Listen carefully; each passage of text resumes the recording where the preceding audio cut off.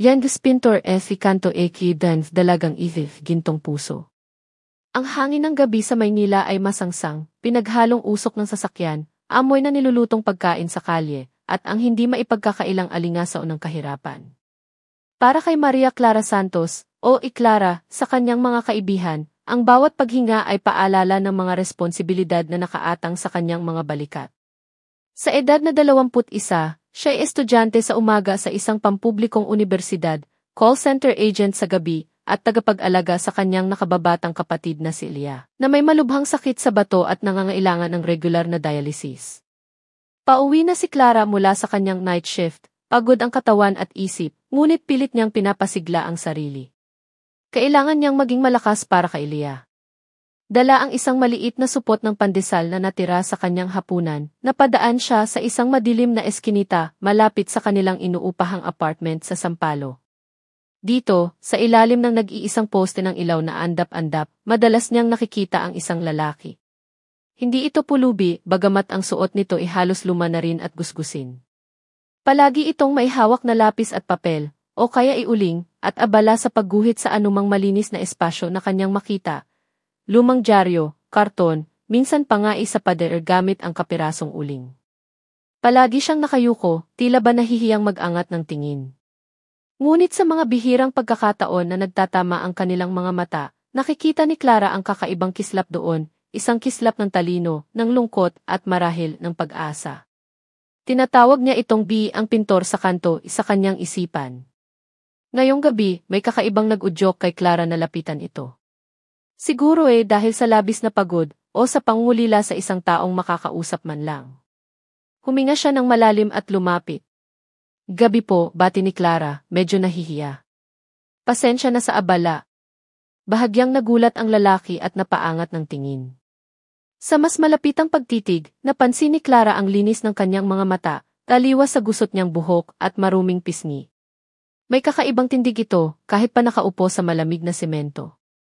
At, kailangan niyang aminin, may angkin itong kagwapuhan na hindi maitatago ng kanyang kalagayan. Magandang gabi rin, sagot nito, ang boses ay bahagyang paos ngunit malinaw. Napapansin ko po kasi kayo palagi ritong nagdodrawing, sabi ni Clara, sinubukang ngumiti. Mukhang magaling po kayo. Dinukot niya ang supot ng pandesal. Gusto niyo po? Pasensya na, ito lang. Tinitigan ng lalaki ang pandesal, pagkatapos ay si Clara. Isang maliit na ngiti ang sumilay sa kanyang mga labi. Salamat, miss, mahinang sabi nito. Pero hindi ko po matatanggap to, mayroon pa naman po akong kaunting naipon para sa pagkain. Naku, ayos lang. Sobra naman ito sa akin. Sa kamukhang kailangan mo ng lakas. Kanina ka pa riyan, di ba, mapilit ni Clara. May kung anong awa at paghanga siyang naramdaman para sa estranghero. Nag-atubili ang lalaki, ngunit sa huli tinanggap din ang tinapay. Salamat ulit. Ako nga pala si Miguel. Clara po, pakilala niya. Miguel, pag-ulit niya, tila nilalasap ang pangalan. Sandali lang po, sabi nito at mabilis na may dinukot sa kanyang bulsa, isang maliit na piraso ng uling at isang kapirasong karton na nakuha niya sa basurahan. Sa loob ng ilang sandali, ang kanyang mga daliri ay tila sumasayaw sa ibabaw ng karton. Pag-angat niya ng tingin, iniabot niya ito kay Clara. Para po sa inyo. Kapalit ng kabutihan ninyo. Isang maliit na sketch ng isang bulaklak na sampagita, simple ngunit puno ng buhay. Namangha si Clara sa detalye. Wow! Ang ganda! Salamat, Miguel. Clara! Ano ba yan? Nakikipag-usap ka na naman sa kung sino-sinong hampas lupa riyan? Ang matinis na boses ni Katrina, ang kanyang kasama sa apartment, ang pumutol sa kanilang pag-uusap. Si Katrina ay kabaligtaran ni Clara, laging nakaayos, mamahalin ang damit, kahit pautang, at mataas ang tingin sa sarili. Lumapit si Katrina, nakataas ang kilay habang tinitingnan si Miguel mula ulo hanggang paa na may pandidiri. Alam mo, girl, baka mamaya modus yan. Maganda ka pa naman, baka ma-charming ka lang niyang mga ganyan para makapanghuthot. Naramdaman ni Clara ang pamumula ng kanyang pisngi. Hindi naman, Trina. Nagmagandang loob lang. Ipinakita niya ang sketch. Tingnan mo, binigyan niya ako nito. Pinagtawanan lang ni Katrina ang drawing. Hay naku, Clara. Ang dali mo talagang mauto. Sige na, pumasok na tayo. Baka mahawa pa tayo ng kung ano riyan. Hinila niya si Clara papasok ng kanilang building. Lumingon si Clara kay Miguel na nakayuko na ulit, hawak ang pandesal. Pasensya na po ulit, pahabol niya. Umiti lang ito ng tipid. Sa loob ng kanilang maliit na kwarto, hindi maalis sa isip ni Clara si Miguel at ang ginuhit nitong sampag-ita. May kung anong misteryo at lungkot sa mga mata nito na umantig sa kanya. Huwag mo nang isipin yun, Clara, sabi ni Katrina habang naglalagay ng night cream. Maraming ganyan sa lansangan. Kung lahat sila tutulungan mo, baka ikaw pa ang mamulubi. Pero iba siya, Trina. Mukha siyang mabait. Lahat sila mukhang mabait sa una. Survival of the fittest, te. Kalimutan mo na iyon. Nga pala, yung renta natin, malapit na namang madue. Nakapagtabi ka na ba? Alam mo naman, si Aling Nena, strikta yun. Napabuntong hininga si Clara. Nga pala, ang renta. At ang gamot ni Elia. Ang tuition fee niya. Ang lahat ng bayarin. Mayroon na akong konti. Kukulangin pa nga, pero gagawan ko ng paraan. Hay, naku. Sabi ko naman kasi sayo, humanap ka na lang ng mayamang foreigner. O kaya, yung boss nating si Tan sa call center, type ka nun. Isang kembot mo lang, baka sagot na niya lahat ng problema mo, suhestyon ni Katrina, na may kasamang kindat. Umiling si Clara. Hindi ko kaya yung mga ganyang paraan, Trina. Magtatrabaho na lang ako ng maayos. Bahala ka. Basta ako, I'm keeping the options open. Sayang ang ganda, no? Humikab si Katrina at nahiga na. Si Clara naman ay naupo sa gilid ng kanyang kama, tinititigan ang sketch ni Miguel. Hindi niya alam kung bakit, pero pakiramdam niya, hindi ito ang huling pagkikita nila. Kinabukasan, pagkatapos ng klase at bago pumasok sa trabaho, sinadya ni Clara na dumaan ulit sa eskinita. Naroon nga si Miguel, abala na naman sa pagguhit sa isang lumang resibo. May dala siyang maliit na baon, kanin at adobong manok na tira nila ni Elia kagabi. Miguel, tawag niya. Muli, nag-angat ito ng tingin, at sa pagkakataong ito, isang maliit na ngiti ang agad na sumilay sa mga labi nito nang makita siya. Clara! Napadaan ka. Ah! May dala akong pagkain. Para sa'yo, sabi niya, iniabot ang baunan. Masarap yan, luto ko. Tinitigan ni Miguel ang pagkain, pagkatapos ay si Clara. Hindi ka ba napapagod, Clara? Sa pagtulong sa akin? Hindi naman. Masaya akong may natutulungan kahit sa maliit na paraan. Umupo si Clara sa isang malinis na bahagi ng semento, hindi alintana ang alikabok. Kumain ka na. Mukhang gutom ka na. Habang kumakain si Miguel, tahimik lang siyang pinagmamasdan ni Clara. Napansin niya ang pino nitong pagkilos, ang paraan ng paghawak nito sa kutsara at tinidor, na improvised mula sa kapirasong plastik, na tila sanay sa mas maayos na pamumuhay. Saan ka natutulog? Biglang tanong ni Clara. Natigilan si Miguel. Kung saan-saan lang. Sa ilalim ng tulay sa mga abandonadong gusali. Kung saan hindi masyadong mapapansin. Hindi ba delikado iyon? Nagkibit balikat si Miguel. Sanayan lang. Ang importante may bubong kahit paano. May pamilya ka ba? Usisa pa ni Clara, hindi mapigilan ang sarili. Isang anino ng lungkot ang dumaan sa mga mata ni Miguel. Wala na. Matagal na. Naramdaman ni Clara ang kirot sa kanyang dibdib. Pasensya na. Hindi ko sinasadyang ni. Ayos lang, putol ni Miguel, pilit mumingiti. Ikaw? Mukhang marami kang pinagkakaabalahan. Nag-aaral ako tapos trabaho sa gabi. Tapos yung kapatid ko di. Nag-aalangan siyang ikwento ang tungkol kay Elia. May sakit ba siya? Tila nahulaan ni Miguel. Tumango si Clara. Kailangan niya ng dialysis.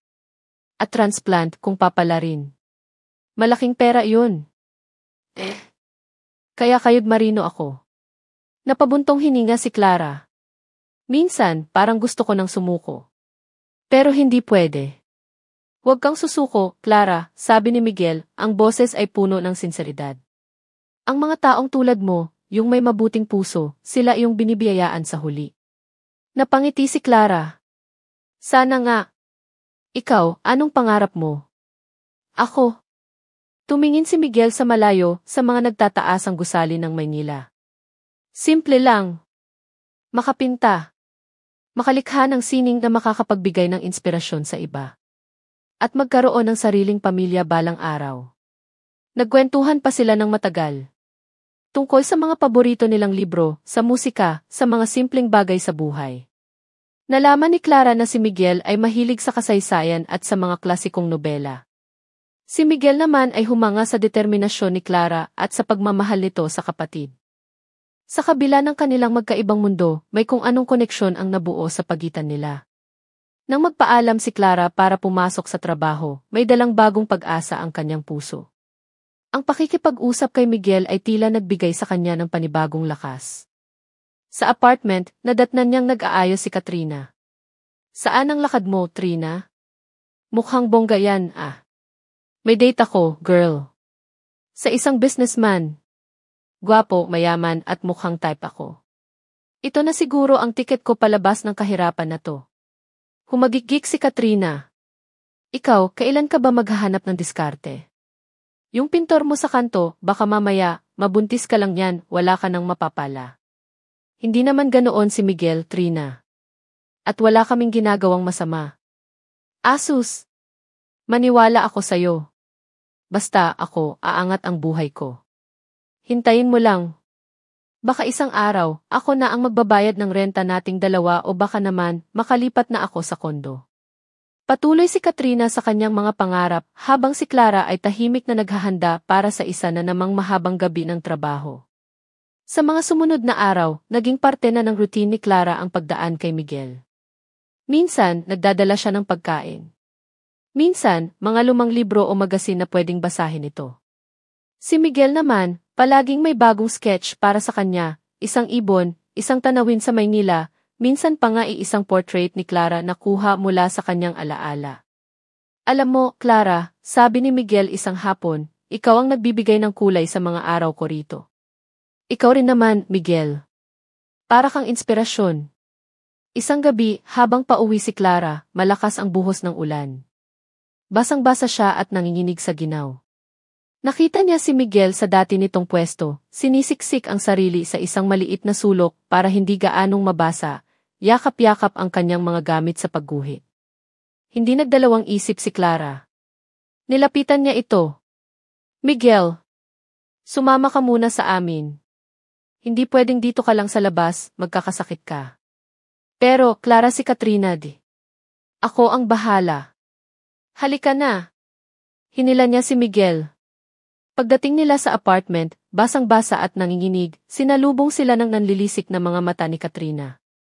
Ano to, Clara? Sinasabi ko na nga ba?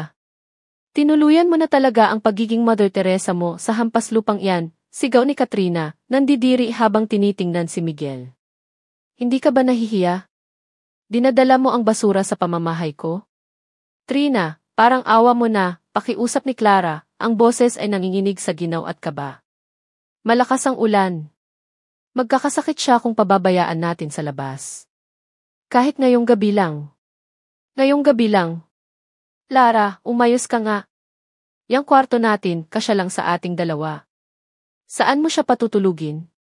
Sa kandungan mo. Sarkastiko ang tono ni Katrina. At isa pa, wala tayong perang pampakain sa dagdag na bibig. Yung renta nga natin, kulang pa ang naiabot mo sa akin para kay Aling Nena. Namutla si Clara. Nga, ang renta. Ang perang dapat sana iibibigay niya kay Katrina ay naibigay niya kay Miguel noong isang araw para may pambili ito ng gamot ng dapuan ito ng lagnat. Isang desisyon na pinagsisihan niya ngayon, hindi dahil sa pagtulong, kundi dahil sa problemang idudulot nito. Pasensya na, Trina. Nagipit lang talaga ako. Babayaran kita agad, pangako. Pangako? Puro ka pangako, Clara. Kung hindi lang ako naaawa sa kapatid mo, matagal na kitang pinalayas dito. Dumagundong ang boses ni Katrina. Tumingin siya kay Miguel. At ikaw? Lumayas ka dito. Hindi ito charity institution. Si Miguel, na kanina patahimik at nakayuko, ay nag-angat ng tingin. Pasensya na po sa abala. Aalis na lang po ako. Huwag, pigil ni Clara, hinawakan ang braso ni Miguel. Humarap siya kay Katrina, may determinasyon sa kanyang mga mata. Trina, responsibilidad ko siya. Ako ang nagdala sa kanya rito. Kung papalabasin mo siya, sasama ako sa kanya. Natigilan si Katrina. Alam niyang hindi nagbibiro si Clara. At kahit gaano siya kainis, alam niyang kailangan niya si Clara para sa hati sa renta. Napabuntong hininga siya. Fine. Pero 1 linggo lang.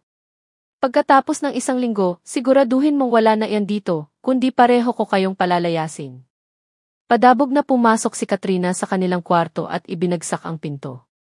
Nakahinga ng maluwag si Clara. Salamat, Miguel, sa pag-unawa. Ako dapat ang magpasalamat, Clara. Sobra-sobra na ang naitulong mo sa akin.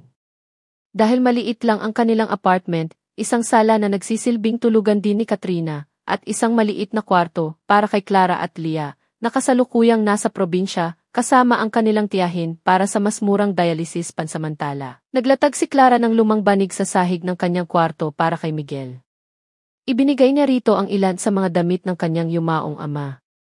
Sa loob ng 1 linggong iyon, sinikap ni Miguel na maging hindi pabigat. Tumutulong siya sa mga gawaing bahay, naghuhugas ng pinggan, naglilinis, minsan ay nagluluto pa gamit ang limitadong sangkap na mayroon sila. Natuklasan ni Clara na masarap pala itong magluto. Sa gabi, habang nag-aaral si Clara, tahimik lang si Miguel sa isang sulok, nagdodrawing o nagbabasa. Si Katrina naman ay laging mainit ang ulo.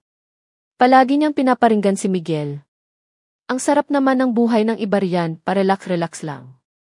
O kaya Clara, yung basura, hindi pa ba ilalabas, patukoy kay Miguel.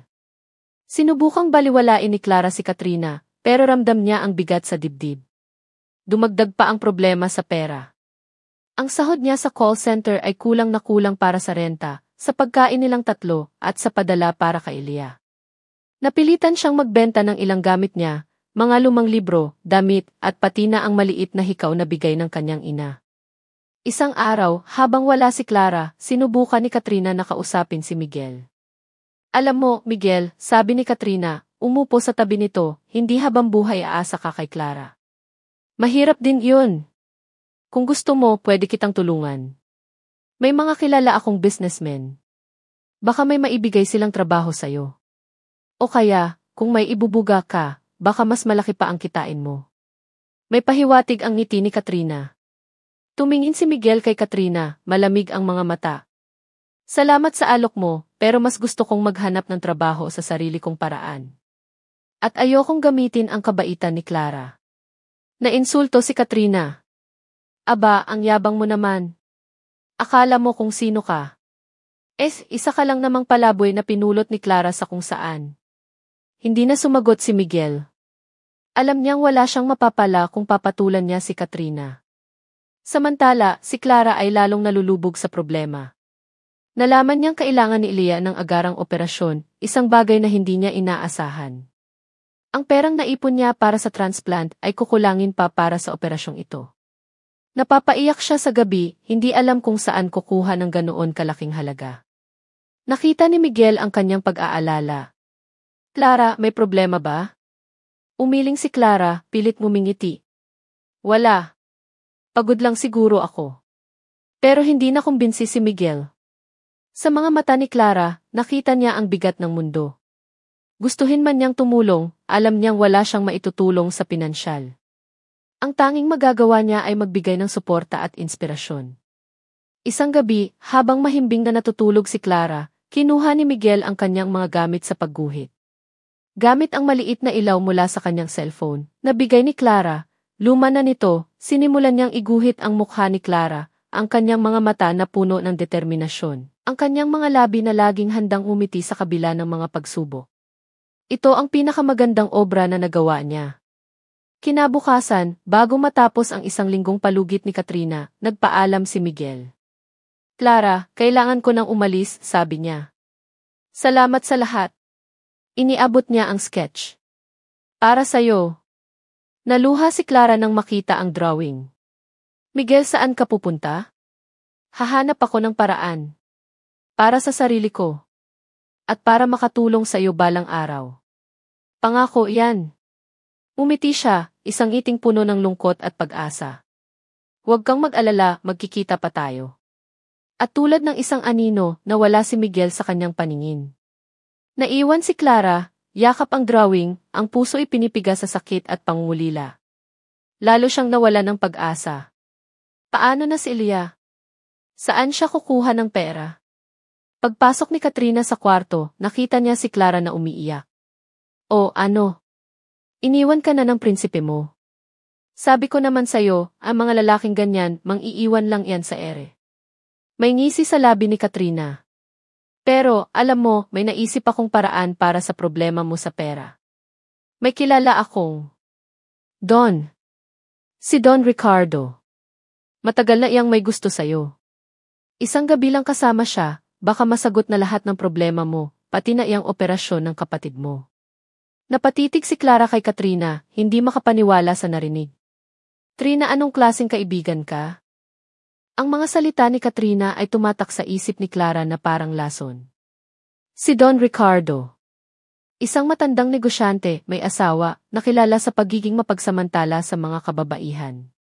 Madalas itong magpakita sa call center na pinagtatrabahuhan nila at hindi lingid sa kaalaman ni Clara ang mga tingin nito sa kanya, mga tinging puno ng pagnanasa. Nasusuklam siya sa ideya, ngunit ang mukha ni Elia na nahihirapan ang pumipilit sa kanya. Hindi ko kaya, Trina, mahinang sabi ni Clara, ang luha ay patuloy sa pag-agos. Arte mo pa, Clara, singhal ni Katrina. Ito na ang pagkakataon mo. Isipin mo si Elia. Gusto mo bang mamatay yun dahil lang sa pride mo? Si Don Ricardo, mabait naman yun kung makukuha niya ang gusto niya. Isang malaking halaga ang kaya niyang ibigay. Sapat na para sa operasyon at baka may matira pa para sa transplant. Sa mga sumunod na araw, lalong lumala ang kalagayan ni Elia. Tumawag ang tiyahin nila, umiiyak. Kailangan na raw operahan si Elia sa lalong madaling panahon. Wala nang oras si Clara. Sa bawat paghinga, naririnig niya ang mga salita ni Katrina, ang alok ni Don Ricardo. Isang gabi, desperada na, tinawagan niya si Katrina. Trina, CJ. Kausapin mo si Don Ricardo. May ngiting tagumpay sa mga labi ni Katrina. Good decision, girl. Ako na ang bahala. Kinabukasan, sinundo si Clara ng isang mamahaling kotse.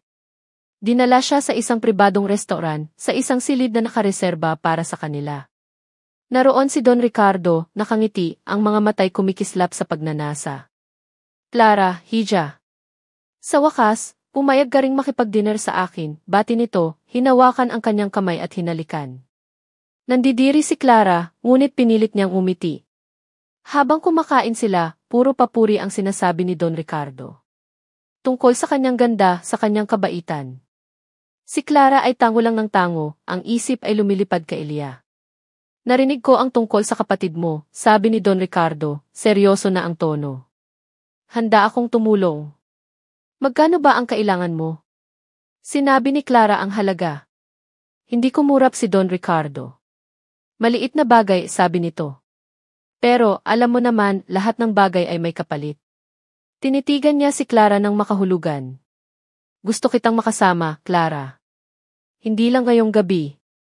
Gusto kong maging inspirasyon mo. At ikaw ang magiging inspirasyon ko. Naramdaman ni Clara ang pagbilis ng tibok ng kanyang puso. Ito na iyon. Ang kapalit ng buhay ng kapatid niya. Mag-iisip po muna ako, sabi ni Clara, nanginginig. CJ, bibigyan kita ng panahon. Pero huwag masyadong matagal, hija. Baka mahuli ang lahat. Iniabot nito sa kanya ang isang sobre. Pang down payment. Para maniwala kang seryoso ako. Pag-uwi ni Clara, binuksan niya ang sobre. Isang malaking halaga ng pera. Sapat na para sa paunang bayad sa ospital. Umiyak siya ng umiyak. Ang pera na hawak niya ay parang apoy na pumapaso sa kanyang kamay. Kinabukasan, nagpunta siya sa isang maliit na kapilya. Nagdasal siya ng taimtim. Panginoon, tulungan niyo po ako. Bigyan niyo po ako ng liwanag. Paglabas niya ng kapilya, may nakita siyang isang anunsyo na nakapaskil, Art Exhibit for Cause, featuring new and upcoming artists. Proceeds will go to children with kidney disease. Biglang may kung anong pumasok sa isip ni Clara. Ang mga sketch ni Miguel. Ang galing nito sa pagguhit. Paano kung hindi siya nag-aksaya ng panahon? Kinuha niya ang lahat ng sketch na bigay ni Miguel, pati na ang portrait niya. Nagtanong-tanong siya kung saan matatagpuan ang organizer ng exhibit. Siya si Aling Nena, hindi ang Aling Nena na naniningil ng renta, kundi ibang tao, isang retiradong guro na may advocacy para sa mga batang maisakit sa bato. Ipinakita ni Clara ang mga gawa ni Miguel. Namangha si Aling Nena. Napakagaling ng gumawa nito. Sino siya? Isang kaibigan ko po, si Miguel. Naghahanap po siya ng paraan para makatulong. Nag-imbento si Clara ng kwento, sinabing si Miguel ay nahihiyang lumantad. Pwede po kayang isama ang mga gawa niya sa exhibit. Naman! Tamang-tama, may isang slot pa kaming bakante. Kailan ko siya pwedeng makausap? Ako na lang po muna ang kakausap sa kanya. Medyo mahiyain po kasi siya. Pumayag si Aling Nena. Nagbigay siya ng petsa para sa exhibit. 2 linggo mula ngayon. Dali-daling umuwi si Clara, ang puso ay puno ng bagong pag-asa. Ngunit may isang problema, nasaan si Miguel? Paano niya ito hahanapin? Nagpunta siya sa eskinita kung saan sila unang nagkita. Nagtanong-tanong siya sa mga tindera sa paligid. Walang nakakaalam kung nasaan si Miguel. Halos mawalan na siya ng pag-asa nang may maalala siya. Ang sabi ni Miguel, madalas itong tumambay sa mga abandonadong gusali. May isang lumang sinehan malapit sa kanilang lugar na matagal ng abandonado. Sinubukan niyang puntahan iyon. Madilim at maalikabok sa loob ng lumang sinehan. Ang amoy ng lumot at ng nabubulok na kahoy ang sumalubong sa kanya. Miguel, tawag niya, ang boses ay nanginginig sa takot at kaba. Miguel, nandito ka ba? May narinig siyang kaluskos sa isang sulok. At mula sa dilim, lumabas si Miguel. Mas payat, mas gusgusin, ngunit ang mga matay buhay pa rin. Clara, gulat na sabi nito. Anong ginagawa mo rito? Niyakap ni Clara si Miguel. Miguel! Mabuti na lang nandito ka. May pag-asa pa. Ikinuwento niya ang tungkol sa exhibit. Ang mga mata ni Miguel ay nagningning. Talaga, Clara? At kailangan natin ng marami pang gawa mo. Kaya mo ba? Para sa'yo, Clara at para sa mga batang matutulungan natin, kakayanin ko. Sa mga sumunod na araw, naging abala sila. Naghanap si Clara ng mga murang art supplies, papel, uling, pintura na abot kaya. Si Miguel naman ay walang tigil sa pagguhit at pagpinta. Ang lumang sinehan ang naging studio nila. Si Clara ang nagsilbing inspirasyon, modelo at tagahanga ni Miguel. Habang nagpipinta si Miguel, nagkukwentuhan sila, nagtatawanan. Nakalimutan nila pansamantala ang kanilang mga problema. Ang mahalaga, magkasama sila. Samantala, si Katrina ay laging nagtatanong tungkol kay Don Ricardo. Ano na, Clara? Nagdesisyon ka na ba? Baka mainip yun. Malapit na, Trina. Bigyan mo pa ako ng kaunting panahon. Ang perang bigay ni Don Ricardo ay itinabi ni Clara. Nangako siya sa sarili na ibabalik niya iyon. Hindi niya isusuko ang kanyang dignidad. Dumating ang araw ng exhibit. Ang mga gawa ni Miguel ay nakadisplay ng maganda. Maraming tao ang humanga sa kanyang talento. May mga bumili ng kanyang mga obra. Ang portrait ni Clara ang pinakamahal na nabenta. Sa pagtatapos ng araw, isang malaking halaga ang nalikom. Sapat na para sa operasyon ni Elia at may matitira pa. Niyakap ni Clara si Miguel, umiiyak sa tuwa. Salamat, Miguel. Salamat. Walang anuman, Clara. Tayo ang gumawa nito. Ngunit sa gitna ng kanilang kasiyahan, isang anino ang dumating. Si Don Ricardo kasama si Katrina. Magaling, Clara. Magaling, sabi ni Don Ricardo, pumapalakpak ng dahan-dahan. Impressive. Pero akala mo ba makakatakas ka sa akin? Tumingin siya kay Miguel. At sino naman itong kasama mo? Ang bago mong inspirasyon. Ang ngiti ni Katrina ay puno ng panunuya. Sabi ko na nga ba, may tinatago kang alas, Clara. Pero hanggang kailan yan? Ang pagdating ni Don Ricardo at Katrina ay nagdala ng tensyon sa masayang pagtitipon. Agad na lumapit si Aling Nena, ang organizer ng exhibit. Don Ricardo, isang karangalan po kayong makita rito, bati ni Aling Nena, walang kamalay-malay sa namumuong gulo. At ikaw din, Katrina. Napakaganda ng kinalabasan ng exhibit, hindi ba? Naman, Aling Nena, sagot ni Katrina, ang mga mata ay nakatuon kay Clara at Miguel na may halong pang-insulto. Lalo na't may mga hidden talents pala tayong nadiskubre. Si Don Ricardo naman ay diretsong tumingin kay Clara. Clara, Hija, kailangan nating mag-usap. Pribado. Ang boses niya ay kalmado, ngunit may bigat, isang babala na hindi dapat baliwalain. Naramdaman ni Clara ang paglamig ng kanyang mga kamay. Hinawakan ni Miguel ang kanyang siko, isang tahimik na pag-aalok ng suporta. Kung ano man po ang sasabihin ninyo kay Clara, Sir, mas makakabuting marinig ko rin, matatag na sabi ni Miguel, bagamat baka sa kanyang mukha ang pag-aalala. Tinaasan ng kilay ni Don Ricardo si Miguel. At sino ka naman para makisali sa usapan ng mga nakakatanda? Kaibigan po ako ni Clara. At ang pinag-uusapan dito ay may kinalaman sa mga obra ko, sagot ni Miguel, hindi nagpatinag. Napangisi si Don Ricardo. Obra mo? Itong mga to. Itinuro niya ang mga painting. Akala ko ba ayaw mong magpakilala? Nahihiya ka raw, sabi ni Clara. Tumingin siya ulit kay Clara. Mukhang marami kang sikreto, Hija. Don Ricardo, nagsalita si Clara, pinipilit tatagan ang boses. Ang perang ibinigay ninyo narito po. Dinukot niya ang sobrang ibinigay nito at iniabot. Salamat po sa intensyon ninyong tumulong, pero hindi ko po matatanggap ang alok ninyo. Kinuha ni Don Ricardo ang sobre, tinitigan ito, pagkatapos ay tumawa ng malakas. Isang tawang nakakakilabot. Akala mo ba ganun lang kadali yun, Clara?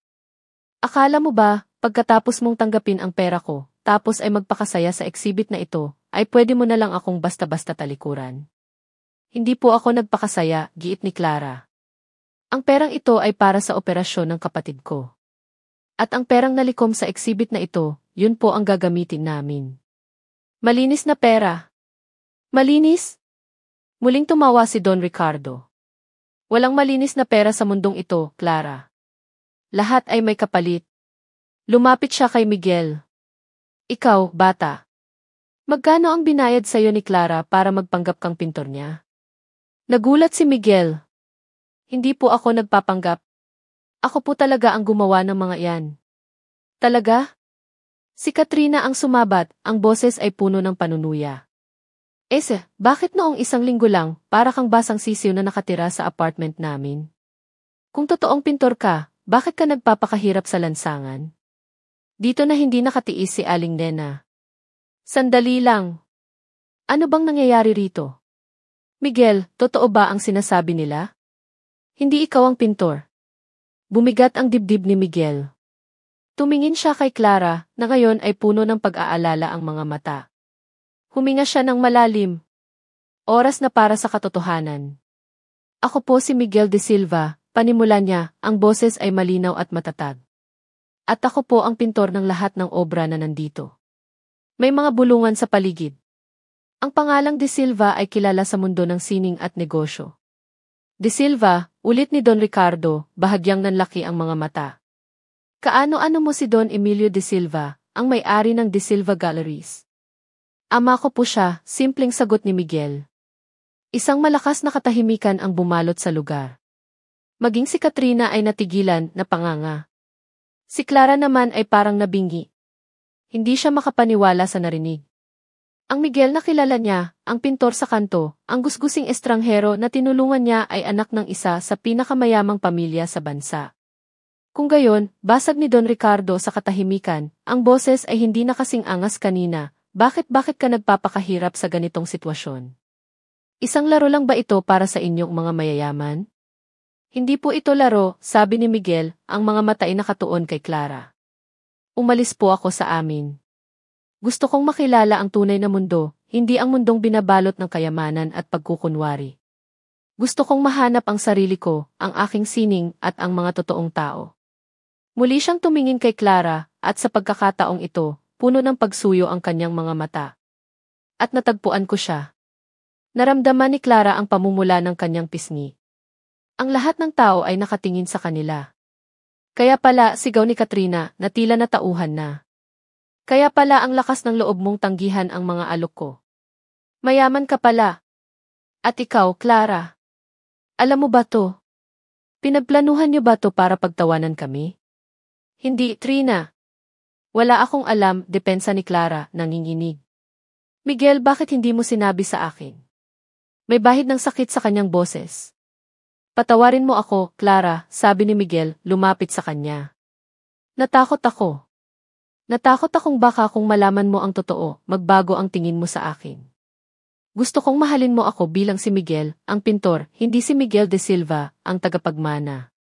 Pero niloko mo pa rin ako, hindi mapigil ang sabi ni Clara, ang luhay na mumuo na sa kanyang mga mata. Pakiramdam niya ipinagtaksilan siya. Hindi ko intensyong lokohin ka, Clara. Maniwala ka sa akin. Tama na iyang drama ninyo, putol ni Don Ricardo, na tila nakuha na ulit ang kumpiyansa. Kahit pa anak ka ni Don Emilio, may utang pa rin sa akin si Clara. Ang perang ibinigay ko, may kasunduan yun. Walang kasunduan, Don Ricardo, matigas na sabi ni Clara. Hindi ako pumayag sa marumi ninyong alok. At ang pera ninyo, na isauli ko na. Pero ang kahihiyan na idinulot mo sa akin, giit ni Don Ricardo. Sa tingin mo ba, palalampasin ko iyon? Don Ricardo, nagsalita si Miguel, humarang kay Clara. Kung may problema kayo kay Clara, sa akin ninyo idaan. At tungkol sa pera, kung yan lang ang habol ninyo. Dinukot ni Miguel ang kanyang wallet, isang mamahaling leather wallet na ngayon lang nakita ni Clara, at kumuha ng checkbook. Mabilis siyang nagsulat at iniabot ito kay Don Ricardo. Yan! Doblado pa yan sa down payment na sinasabi mo. Ngayon, pwede na ba kayong umalis at huwag nang guluhin si Clara? Tinitigan ni Don Ricardo ang tseke, nanlaki ang mga mata sa halaga. Pagkatapos ay tumingin siya kay Miguel, pagkatapos kay Clara. May ngisi sa kanyang mga labi. Mukhang may nakuha kang malaking isda, Clara. Congratulations! Tumalikod siya at umalis, kasunod ang natulalang si Katrina, na hindi makapaniwala sa mga nangyayari. Nang makaalis na sila, hinarap ni Clara si Miguel. Ang mga tao sa paligid ay unti-unti nang nag-aalisan, marahil ay ayaw nang makisawsaw pa. Miguel, totoo ba ang lahat ng iyon? Tanong ni Clara, ang boses ay mahina. Tumango si Miguel. Clara, patawarin mo ako kung hindi ko agad sinabi sa'yo. Ang sakit, Miguel, sabi ni Clara, ang luhay tuluyan ng bumagsak. Akala ko totoo ka. Akala ko pareho lang tayo ng mundo. Hinawakan ni Miguel ang mga kamay ni Clara. Clara, lahat ng ipinakita ko sa'yo, lahat ng naramdaman ko para sa'yo, totoo yun. Ikaw ang nagbigay sa akin ng pag-asa. Ikaw ang nagturo sa akin kung ano ang tunay na kahulugan ng pagmamahal at sakripisyo. Mayaman ang pamilya ko. Pero hindi yun ang sukatan ng pagkatao ko. Si Miguel na pintor, si Miguel na minahal mo, yun ako, Clara. Tumingin si Clara sa mga mata ni Miguel. Nakita niya roon ang sinseridad, ang pagsisisi at higit sa lahat, ang pagmamahal. Kailangan ko ng panahon, Miguel, sabi niya. Masyadong marami ang nangyari. Tumango si Miguel, malungkot. Naiintindihan ko. Hihintayin kita, Clara. Kahit gaano katagal. Sa gabing iyon, hindi mapakali si Clara. Ang saya ng tagumpay para sa operasyon ni Ilia ay nahaluan ng pait ng katotohanang nalaman niya tungkol kay Miguel. Mahal niya si Miguel, sigurado siya roon. Pero kaya niya bang tanggapin ang mundong ginagalawan nito? Ang mundo ng mga De Silva? At kaya ba niyang patawarin ito sa hindi pagsasabi ng totoo? Ang sagot sa ngayon ay hindi niya alam. Lumipas ang ilang araw. Ang operasyon ni Ilia ay naging matagumpay. Labis ang pasasalamat ni Clara sa Diyos at sa lahat ng tumulong, lalo na kay Miguel, kahit pa maihidwaan sila. Ang perang nalikom sa exhibit, kasama na ang karagdagang tulong mula kay Aling Nena, na humanga sa katatagan ni Clara, ay sapat para sa lahat ng gastusin sa ospital at sa paunang gamutan ni Ilia. Si Miguel ay hindi na nagpakita o tumawag kay Clara, bilang pagrespeto sa hiling niyang bigyan siya ng panahon. Ngunit lingid sa kaalaman ni Clara, palihim itong nagbabantay sa ospital, tinitiyak na maayos ang kalagayan ni Ilia at hindi sila nagkukulang sa anumang pangangailangan. Nagpadala ito ng mga bulaklak at prutas nang hindi nagpapakilala. Si Katrina naman ay hindi na umuwi sa apartment. Pagkatapos ng eskandalo sa exhibit, tila nahiya na itong magpakita kay Clara. Nalaman na lang ni Clara mula sa ibang katrabaho na nag-resign na ito sa call center at umalis na ng Maynila, marahil ay naghahanap ng bagong oportunidad sa ibang lugar. Naiwan kay Clara ang responsibilidad sa buong renta ng apartment, ngunit sa tulong ng naipon mula sa exhibit, pansamantala niya itong nakayanan. Isang hapon, habang nagbabantay si Clara kay Elia na natutulog, pumasok si Aling Nena. "Clara, kumusta na si Elia?" tanong nito. "Mabuti na po, Aling Nena. Malakas na po siya kumain. Salamat po ulit sa lahat." "Walang anuman, Hija. Alam mo, may gustong kumausap sa'yo." May ngiti sa labi ni Aling Nena. Mula sa likuran ni Aling Nena, lumitaw si Don Emilio de Silva, ang ama ni Miguel. Isang matangkad at kagalang-galang na lalaki, may mga mata itong katulad ng kay Miguel, puno ng talino at kabaitan. Nagulat si Clara. "Don Emilio, ano po ang ginagawa ninyo rito?"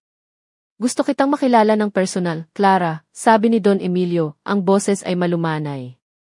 "At gusto kitang pasalamatan." "Pasalamatan po? Para saan po?" "Sa pagbabago ng anak ko.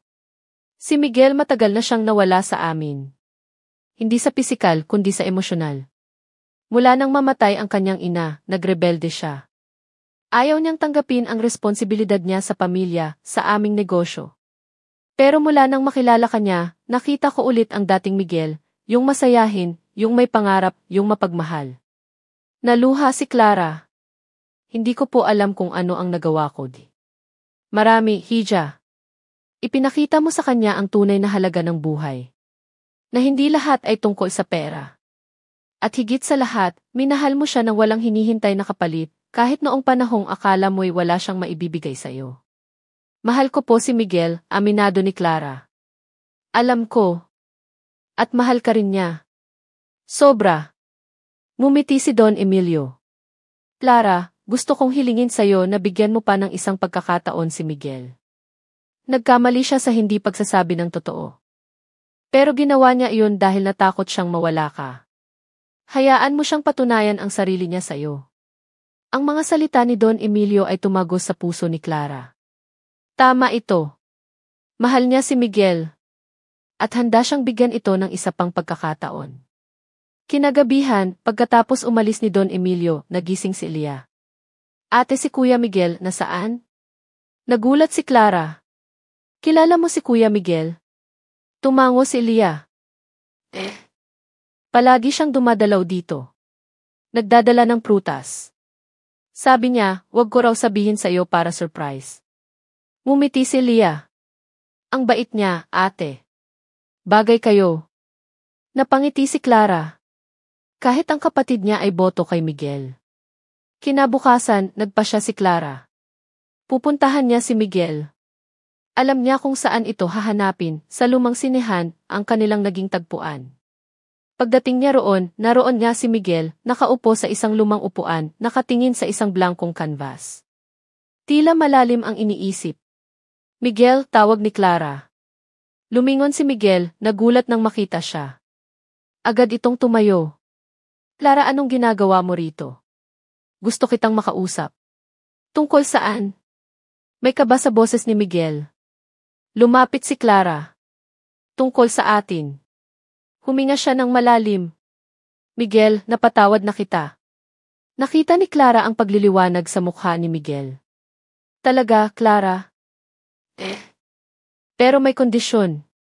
"Kahit ano, Clara. Gagawin ko. Una, wala nang lihiman. Kahit ano, sabihin mo sa akin. Pangalawa, huwag mong kalimutan kung saan ka nanggaling, hindi ang yaman ng pamilya mo, kundi ang mga aral na natutunan mo sa lansangan, ang mga taong tumulong sa iyo. At pangatlo, ngumiti si Clara. Ituloy mo ang pagpinta. Dahil yan ang tunay na Miguel na minahal ko." Niyakap ni Miguel si Clara ng mahigpit. "Pangako, Clara. Lahat yan gagawin ko." "Salamat. Salamat sa pangalawang pagkakataon." Hinalikan niya si Clara sa noo, pagkatapos ay sa mga labi, isang halik na puno ng pagmamahal, pasasalamat at pangako ng isang bagong simula. Sa mga sumunod na buwan, maraming nagbago. Si Miguel, sa tulong ng kanyang ama, ay nagtayo ng isang foundation para sa mga batang lansangan na may talento sa sining. Nagbibigay sila ng libreng art workshops at scholarships. Siya rin ang naging pangunahing benefactor ng ospital kung saan naoperahan si Elia. Si Clara naman ay nagpatuloy sa kanyang pag-aaral, pero hindi na siya nagtatrabaho sa call center. Si Miguel na ang sumuporta sa kanya, ngunit hindi sa paraang magiging dependent si Clara. Binigyan siya ni Miguel ng part-time job sa foundation, bilang tagapamahala ng mga programa para sa mga bata. Isang trabahong gusto ni Clara at nababagay sa kanyang puso. Sila ni Miguel ay lalong naging malapit. Natutunan nilang pagtagumpayan ang pagkakaiba ng kanilang mga mundo. Madalas pa rin silang bumisita sa lumang sinihan, ang kanilang espesyal na lugar. Doon, nagpipinta si Miguel at si Clara ang kanyang inspirasyon. Isang araw, habang nakaupo sila sa ilalim ng puno sa isang parke, may inabot si Miguel kay Clara. Isang maliit na kahon. Ano to? Tanong ni Clara. Buksan mo. Binuksan ni Clara ang kahon. Isang sing-sing. Simple ngunit elegante. May maliit na diamante sa gitna. Clara, sabi ni Miguel, hinawakan ang kanyang kamay. Sa lahat ng pagsubok na dinaanan natin, isa lang ang napatunayan ko. Ikaw ang buhay ko. Ikaw ang kulay ng mundo ko. Ikaw ang lahat sa akin. Lumuhod si Miguel. Maria Clara Santos, mahal na mahal kita. Will you marry me? Tumulo ang luha sa mga mata ni Clara, luha ng kaligayahan. Yes, Miguel. Yes, I will marry you. Isinuot ni Miguel ang singsing sa daliri ni Clara. Nagyakapan sila, ang kanilang mga puso'y umaapaw sa pagmamahal. Ang pintor sa kanto at ang dalagang may gintong puso, sa wakas, ay magkakaroon na ng kanilang happily ever after. Ilang taon ang lumipas. Sina Miguel at Clara ay masaya nang nagsasama bilang mag-asawa. Nagkaroon sila ng 2 anak, isang lalaki na pinangalanan nilang Emilio V. at isang babae na pinangalanan nilang Esperanza, simbolo ng pag-asang hindi nawala sa kanila. Ang foundation ni Miguel ay lalo pang lumago, nakatulong sa daan-daang kabataan. Si Clara naman ay naging isang matagumpay na social worker, patuloy na tumutulong sa mga nangangailangan. Minsan, napapadaan sila sa eskinita kung saan sila unang nagkita. Wala na ang aandap-andap na post ng ilaw. Napalitan na ito ng mas maliwanag na diilam. Ngunit sa puso nila, mananatili ang alaala ng isang pintor sa kanto at ng isang dalagang may gintong puso na pinagtagpo ng tadhana sa gitna ng hirap at pag-asa at pinagbuklod ng pag-ibig na wagas at totoo. 5 taon na ang lumipas mula ng ikasal sina Clara at Miguel. Ang kanilang pagsasama ay pinatatag ng panahon, ng mga ngiti at luha, at ng 2 biyaya, si Emilio V. o isang bibo at mausisang 4 na taong gulang na kamukhang-kamukha ni Miguel, at si Esperanza, o Espe, isang anghel na 2 taong gulang na may mga mata at ngiti ni Clara. Ang De Silva Foundation ay naging isang institusyon ng pag-asa para sa maraming kabataang lansangan na may talento sa sining. Si Clara, bilang program director, ay abala sa pag-organisa ng mga workshop, exhibit, at paghahanap ng mga bagong benepisyaryo. Ang kanyang puso ay nananatiling malapit sa mga taong minsang naging bahagi ng kanyang mundo.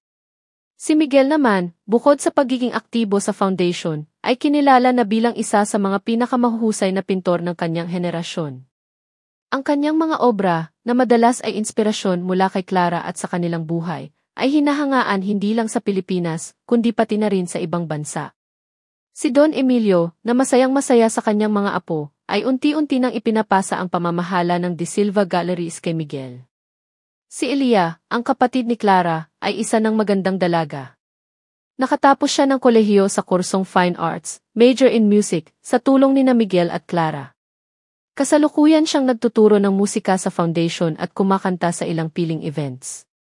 Ang kanyang kalusugan ay tuluyan ng bumuti, at ang anino ng kanyang karamdaman ay isa na lamang malayong alaala. Isang umaga, habang nag-aalmusal ang pamilya De Silva sa kanilang malawak na hardin, napansin ni Clara ang tila malalim na iniisip ni Miguel. Mahal, may problema ba? Tanong ni Clara, hinawakan ang kamay ng asawa. Ngumiti si Miguel, ngunit hindi umabot sa kanyang mga mata. Wala naman, mahal. May ilang bagay lang akong inaasikaso sa galleries. Tungkol saan? Baka makatulong ako. Huwag mo nang alalahanin. Mga technicalities lang sa isang upcoming international exhibit. Medyo may mga hindi inaasahang aberya sa logistics. Pilit pinasigla ni Miguel ang boses. Ngunit kilala ni Clara si Miguel. Alam niyang mayroon itong hindi sinasabi. Sa mga nakalipas na linggo, napapansin niyang madalas itong balisa at ginagabi ng uwi. Ngunit pinili niyang huwag nang usisain pa, nagtitiwala sa asawa. Sa De Silva Galleries, ang technicalities na tinutukoy ni Miguel ay mas malalim pa. May mga kumakalat na chismis tungkol sa authenticity ng ilang art pieces na hawak ng kanilang gallery, mga chismis na tila planado at naglalayong sirain ang kanilang reputasyon. Ang pinakamasakit, may mga bulong-bulungan na si Miguel mismo ay sangkot sa pamimeke ng ilang obra para mapataas ang halaga nito. Mga paratang na walang katotohanan, ngunit mahirap pabulaanan kapag nagsimula ng kumalat. Sino sa tingin mo ang may gawa nito, Miguel? Tanong ni Lorenzo, ang matapat na general manager ng galleries at kanang kamay ni Don Emilio. Hindi ko alam, Manong Lo. Pero sino man siya, malaki ang galit niya sa pamilya natin o sa akin mismo.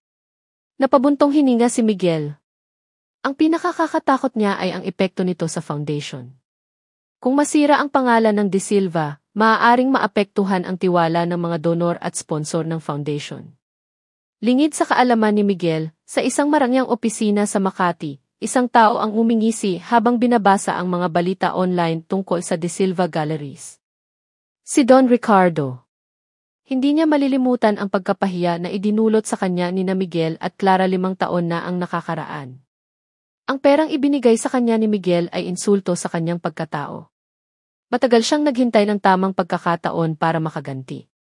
At ngayon, sa tulong ng ilang maimpluwensyang tao na may galit din sa mga De Silva, sinisimulan na niya ang kanyang plano. Magaling, sabi ni Don Ricardo sa kanyang sarili. Tingnan natin kung hanggang saan ang tapang mo, Miguel De Silva, kapag ang pundasyon na ipinagmamalaki mo ay unti-unti nang gumuho. Isang hapon, habang nasa foundation si Clara, may isang hindi inaasahang bisita ang dumating. Isang babaeng payat, mukhang pagod at may daladalang maliit na bag. Clara, tawag ng babae, ang boses ay pamilyar ngunit may halong pag-aalinlangan. Napatitig si Clara.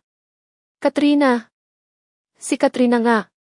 Ang dating kasama niya sa apartment, ang oportunistang kaibigan na naglaho na lang. Ibang-iba na ang itsura nito ngayon. Wala na ang kumpiyansa at ang mamahaling ayos. Ang dating nagmamataas na si Katrina ay mukhang sinubok ng panahon. Anong ginagawa mo rito? Tanong ni Clara, hindi maitago ang pagkagulat. Clara, pasensya na sa bigla ang pagdating ko, sabi ni Katrina, yumuko.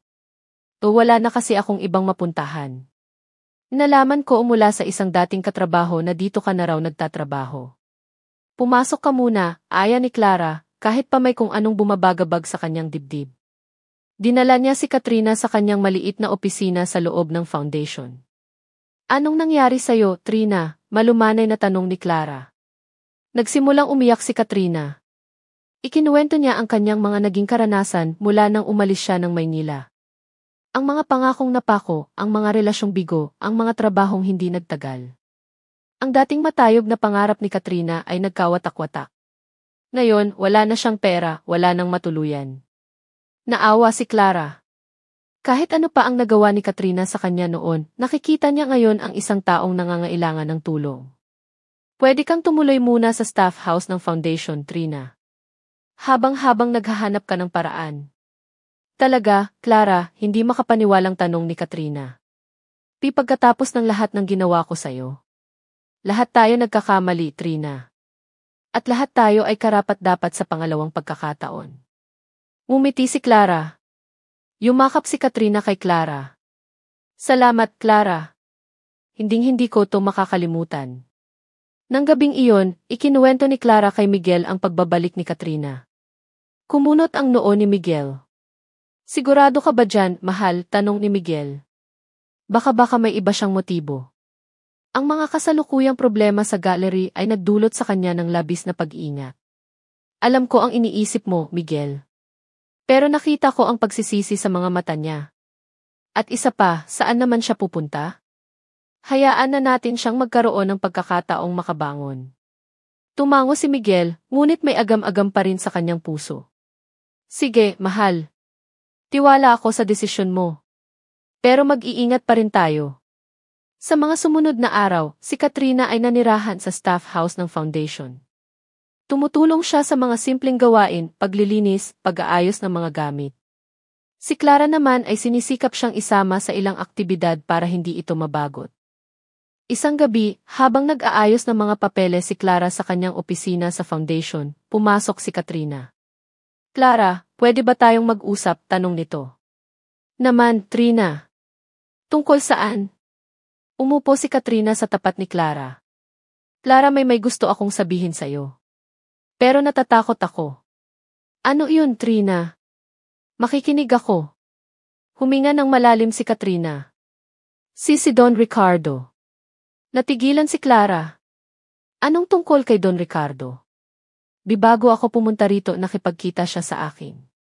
Nanginginig ang boses ni Katrina. May inaalok siya sa akin. Pera. Malaking pera. Para saan? Tanong ni Clara, kinakabahan. Para tulungan siyang sirain kayo ni Miguel. Ang mga salitang binitiwan ni Katrina ay parang bombang sumabog sa pandinig ni Clara. Sirain kami ni Miguel? Paano? Nanginginig pa rin si Katrina habang nagpapatuloy.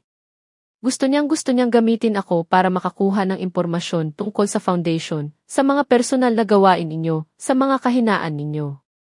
Gusto niyang palabasin na may anomalya sa foundation, na ginagamit lang ninyo ito para sa sarili ninyong interes. Napahawak si Clara sa kanyang dibdib. Hindi niya akalain na hahantong sa ganito ang galit ni Don Ricardo. At pumayag ka, tanong niya, ang boses ay halos hindi marinig. Umiling si Katrina, ang luha ay nagsisimula ng tumulo. Hindi, Clara. Noong una natukso ako. Desperada na kasi ako. Pero hindi ko kaya. Hindi ko kayang gawin yun sa'yo pagkatapos ng lahat ng kabutihan mo sa akin. Kaya ka pumunta rito.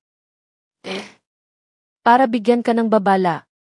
Clara, mag-ingat kayo. Si Don Ricardo galit na galit siya. Gagawin niya ang lahat para makaganti. Niyakap ni Clara si Katrina. Salamat, Trina. Salamat sa pagsasabi ng totoo. Pinatunayan mong nagbago ka na nga. Pero natatakot ako, Clara. Paano kung malaman niyang sinabi ko sa'yo to? Huwag kang mag-alala, Trina. Poprotektahan ka namin. Nang gabing iyon, agad na sinabi ni Clara kay Miguel ang lahat. Ang agam-agam ni Miguel tungkol kay Katrina ay napalitan ng pag-aalala para sa kaligtasan nito at ng mas matinding galit kay Don Ricardo. Kailangan nating maging mas maingat, mahal, sabi ni Miguel. At kailangan nating protektahan si Katrina. Pansamantala, pinatira nila si Katrina sa isang maliit na guest house sa loob ng kanilang mansyon kung saan mas mababantayan siya. Sinubukan nilang alamin kung ano ang mga susunod na hakbang ni Don Ricardo. Nag-hire si Miguel ng private investigator para subaybayan ang mga kilos nito. Nalaman nilang si Don Ricardo ay may mga koneksyon sa ilang maimpluwensyang tao sa media at sa mundo ng sining na may mga personal na galit din sa pamilya De Silva. Ito ang mga ginagamit niya para ikalat ang mga malisyosong chismis. Samantala, si Elia ay nagsimula ng makaramdam ng kakaiba. May isang lalaking madalas na nanonood sa kanya habang nagtuturo siya ng musika sa foundation. Si Marco. Isang bagong volunteer sa foundation, tahimik, misteryoso, ngunit may angking galing sa pagtugtog ng gitara. Palaging nakangiti si Marco kay Lia at hindi maipagkakaila ni Lia na may nararamdaman siyang kikilig dito. Ate Clara, kilala mo ba si Kuya Marco? Tanong ni Lia isang araw. Si Marco? Bago lang siyang volunteer. Mukhang mabait naman. Bakit, type mo? Mapanuksong tanong ni Clara. Namula si Elia. Ate naman. Nagtatanong lang. Ngunit lingid sa kaalaman nila, si Marco ay hindi isang ordinaryong volunteer. Mayroon siyang ibang pakay. Isang gabi, habang nag-iisa si Elia sa music room ng foundation, nilapitan siya ni Marco. Lia, ang galing mo talagang kumanta, puri ni Marco. Salamat, Marco. Alam mo, may kilala akong record producer. Naghahanap siya ng bagong talent. Sa tingin ko, bagay na bagay ka. Gusto mo bang ipakilala kita? Nagningning ang mga mata ni Ilya. Ang maging isang recording artist ay isa sa kanyang mga pangarap. Talaga, Marco. Seryoso ka? Naman. Pero may kailangan ka lang gawin para sa akin. Ano iyon? Simple lang. Kailangan ko lang ng access sa ilang file sa computer ni Ate Clara mo. Tungkol sa mga donors ng foundation. Para raw ma-verify ng producer ang legitimacy ng foundation bago kanya i-consider. Kumunot ang noo ni Ilya. Bakit kailangan iyon? At bakit hindi mo na lang hingin kay ate? Surprise sana to para kay Clara. At medyo sensitibo ang impormasyon, baka hindi niya agad ibigay. Pero para naman to sa pangarap mo, Lia. At para makatulong na rin sa foundation, di ba? Kapag sumikat ka, mas makikilala ang foundation. Nag-alinlangan si Lia. Alam niyang mali ang pakialaman ang gamit ng ate niya nang walang paalam. Ngunit ang tukso ng pangarap ay napakalakas. Sa kabilang dako, ang mga paninira kay Miguel at sa De Silva Galleries ay lalo pang lumalala. May mga artikulong lumalabas sa mga tabloid at blind items sa social media. Ang ilan sa mga sponsor ng foundation ay nagsimula ng magtanong at mag-atubili sa pagbibigay ng suporta. Miguel, anong gagawin natin? Nag-aalalang tanong ni Clara. Hindi pwedeng masira ang tiwala ng mga tao sa foundation. Maraming bata ang umaasa sa atin. Huwag kang mag-alala, mahal. Haharapin natin to, magpapatawag ako ng press conference. Sasagutin ko lahat ng paratang. Niyakap ni Miguel si Clara. Ang mahalaga, magkasama tayo. Ngunit bago pa man ang nakatakdang press conference, isang mas malaking dagok ang dumating. Isang umaga, nagising na lang sila sa balitang may kumakalat na mga peking dokumento online, mga financial statement ng foundation na tila minanipula para palabasing may kickback na nakukuha sina Miguel at Clara. Ang mas masakit, ang mga dokumentong ito ay tila nanggaling mismo sa loob ng foundation. Paano nangyari to? Sigaw ni Miguel, hawak ang printout ng mga peking dokumento. Sino ang may access sa mga files na to maliban sa atin at sa accountant? Napatingin si Clara kay Miguel, ang mukha'y puno ng takot at isang masakit na hinala. Miguel, si Ilya. Agad nilang pinuntahan si Ilya sa kwarto nito. Nadatnan nila itong umiiyak, hawak ang cellphone, binabasa ang mga masasakit na komento online tungkol sa kanila. Lia, anak, malumanay na tawag ni Clara. May kinalaman ka ba rito? Tumingin si Lia sa kanila, ang mga matay puno ng pagsisisi. Kuya Miguel. Pipatawarin niyo po ako. Humagulgol siya. Ikinuwento ni Ilya ang lahat. Ang tungkol kay Marco, ang pangako ng pangarap, ang pagkuha niya ng kopya ng mga files sa computer ni Clara. Hindi niya alam na gagamitin ito sa paninira. Niyakap ni Clara si Ilya. Leve, tahan na. Alam naming hindi mo sinasadya. Ngunit sa puso ni Clara, may kirot. Ang taong pinagkatiwalaan nila, ang kapatid niya, ay nagamit laban sa kanila. Si Miguel naman ay napakuyom ng kamao. Si Marco kailangan natin siyang mahanap. Siya ang susi para malaman kung sino talaga ang nasa likod nito, bukod kay Don Ricardo. Ngunit huli na sila. Si Marco, pagkatapos makuha ang kailangan niya kay Ilya, ay naglaho na parang bula.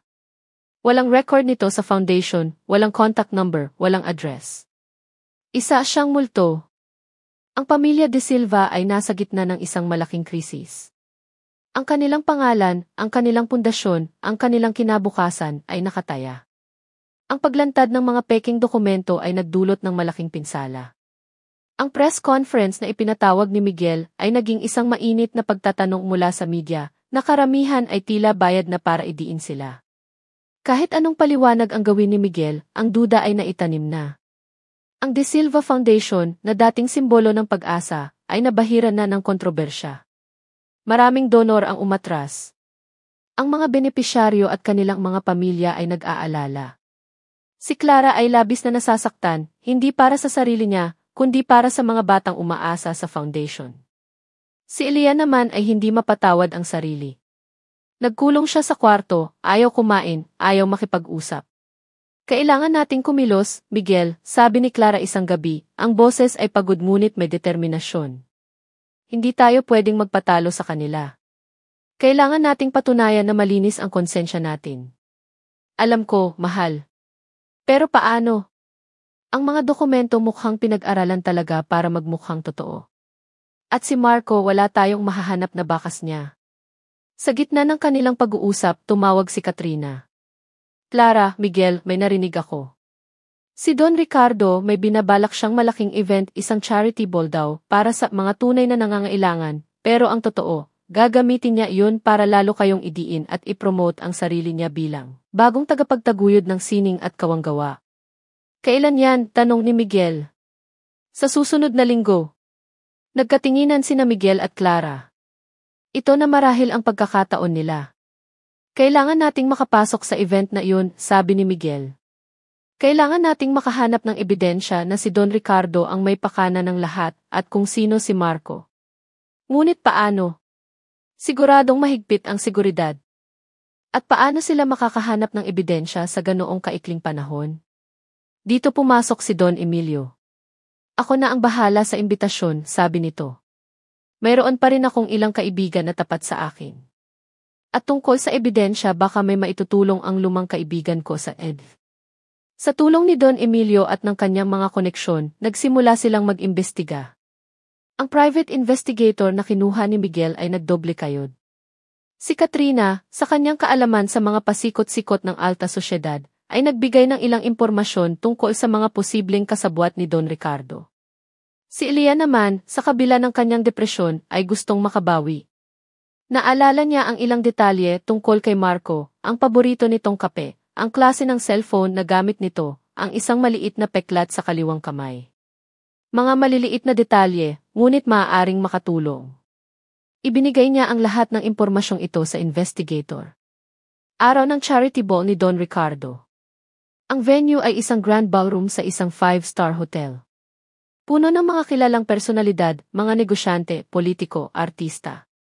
Lahat ay naroon para suportahan daw si Don Ricardo. Sina Miguel at Clara ay dumating, elegante sa kanilang kasuotan, ngunit may kaba sa kanilang mga dibdib. Agad silang sinalubong ng mapanuyang ngiti ni Don Ricardo. Miguel, Clara. Isang sorpresa kayong makita rito, sabi ni Don Ricardo. Akala ko ba ay abala kayo sa paglilinis ng inyong reputasyon? Nandito kami para suportahan ang iyong kawanggawa, Don Ricardo, sagot ni Miguel, pilit na ngumingiti. Habang nagaganap ang programa, sina Miguel at Clara, kasama ang ilang pinagkakatiwalaang tauhan ni Don Emilio, ay palihim na nagmamanman. Si Katrina, na nagpanggap bilang isang waitress, sa tulong ng koneksyon ni Don Emilio sa hotel management, ay alerto sa anumang kahina-hinalang kilos. Si Elia naman ay nasa bahay, kasama si Don Emilio at ang mga bata, ngunit ang kanyang puso ay nasa ballroom. Patuloy siyang nagdarasal. Sa kalagitnaan ng event, habang nagbibigay ng talumpati si Don Ricardo, tungkol sa kanyang ipagmamahal sa sining at sa mga kapuspalad, isang pamilyar na mukha ang namataan ni Katrina malapit sa backstage. Si Marco. May kausap itong isang lalaki na mukhang security personnel ni Don Ricardo, at may iniaabot na isang maliit na vis. Agad na sininyasan ni Katrina si Miguel. Dahan-dahang lumapit si Miguel sa backstage, sinundan ni Clara. Ngunit bago pa sila makalapit, nakita sila ni Marco. Agad itong tumakbo. Habulin natin siya, sigaw ni Miguel. Nagsimula ang habulan sa loob ng hotel. Si Marco ay mabilis, ngunit sina Miguel at ang kanyang mga tauhan ay determinado. Sa wakas, sa may fire exit, na corner nila si Marco. Sino ka? At sino ang nag-utos sa'yo? Tanong ni Miguel, hawak ng mahigpit si Marco. Sa una, ayaw magsalita ni Marco. Ngunit nang ipakita ng mga tauhan ni Don Emilio ang kanilang mga DBA badge, ang di lumang kaibigan ni Don Emilio ay isang mataas na opisyal pala sa EHBIF na nagbigay ng suporta. At nang ipaalala sa kanya ang posibleng kaso ng pagnanakaw ng data at paninira, nagsimula na siyang manginig. Si Don Ricardo po, aminado ni Marco. Siya po ang nag-utos sa akin na kunin ang mga files mula kay Leah at ibigay sa isang hacker para manipulahin ang mga financial statement. Ang ESG na iyon. Yun po ang kopya ng original na files at ang komunikasyon namin ni Don Ricardo. Sakto namang dumating ang ilang media personnel na tapat pa rin sa katotohanan na naabisuhan na ni Don Emilio. Huli sa akto si Marco. Samantala, sa ballroom, hindi alam ni Don Ricardo ang nangyayari sa backstage. Patuloy siya sa kanyang mapagkunwaring talumpati. Ngunit biglang may umakyat sa stage, si Miguel, hawak ang ESP. Don Ricardo, sabi ni Miguel, ang boses ay malakas at malinaw, umalinggaw sa buong ballroom. Tapos na ang palabas mo. Ipinakita ni Miguel sa malaking screen ang laman ng ESP, ang mga email at text messages sa pagitan ni Marco at Don Ricardo, ang mga utos nito, ang mga peking dokumento na ipinagawa. Kitang-kita ang lahat. Ang buong ballroom ay natigilan. Si Don Ricardo ay namutla, hindi makapagsalita. Ang kanyang mga kasabwat ay nagsimula ng mag-alisa ng palihim. Ito ang katotohanan pagtatapos ni Miguel. Ang De Silva Foundation ay malinis. At ang taong nasa likod ng lahat ng paninira ay walang iba kundi ang taong nagpapanggap na tagapagtaguyod ng kawanggawa. Ang mga pulis, na alertado na rin, ay pumasok sa ballroom at inaresto si Don Ricardo. Ang kanyang charity ball ay naging venue ng kanyang sariling pagbagsak. Ang pagkahuli kay Don Ricardo at ang paglalantad sa kanyang mga masasamang gawain ay naging malaking balita. Ang pangalan ng De Silva Foundation at ni Miguel ay nalinis. Ang tiwala ng publiko at ng mga donor ay unti-unting nanumbalik. Marami ang humanga sa katatagan ni Miguel at Clara. Si Marco ay nahaharap sa kaso, ngunit dahil sa kanyang kooperasyon, maaaring mapababa ang kanyang sentensya. Pinatawad na siya ni Elia, ngunit ang aral na natutunan nito ay mananatili sa kanya habang buhay. Si Katrina, sa kanyang naging papel sa paglutas ng kaso, ay binigyan ng bagong pagkakataon ni Clara at Miguel. Naging regular na empleyado siya sa foundation, tumutulong sa logistics at event organizing, isang trabahong mas nababagay sa kanya at nagbigay sa kanya ng dignidad. Si Elia, pagkatapos ng lahat ng nangyari, ay mas naging matatag. Nag-focus siya sa kanyang pagtuturo ng musika at sa pagtulong sa mga bata sa foundation. Ang pangarap niyang maging recording artist ay pansamantala niyang isinantabi, ngunit hindi kinalimutan. Alam niyang darating din ang tamang panahon para doon. Sa ngayon, masaya siyang maging inspirasyon sa iba sa pamamagitan ng kanyang musika. Ang pamilya De Silva ay mas naging matibay.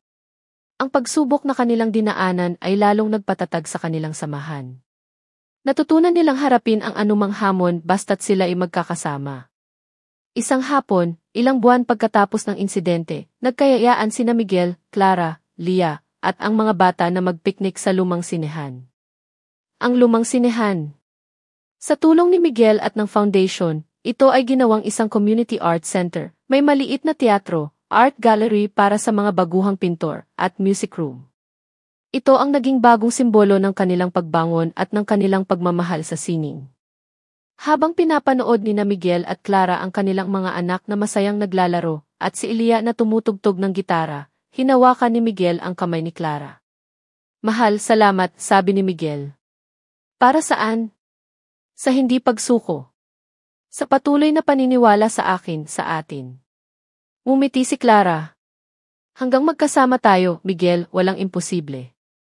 Tumingin sila sa mga gawa ng sining na nakadisplay sa gallery ng community center, mga obra ng mga kabataang minsang nawalan ng pag-asa, ngunit ngayon ay puno ng pangarap. Ito ang kanilang tagumpay. Ito ang liwanag pagkatapos ng dilim. Si Emilio Vehí ay lumapit sa kanila, ay hawak na isang papel na may drawing. Mommy, Daddy, look. I drew our family. Ang drawing ay simple, ngunit puno ng kulay at pagmamahal. Isang pamilyang magkakasama, nakangiti, sa ilalim ng isang maliwanag na araw. Niyakap ni Miguel at Clara ang kanilang anak. Ito ang kanilang pamilya.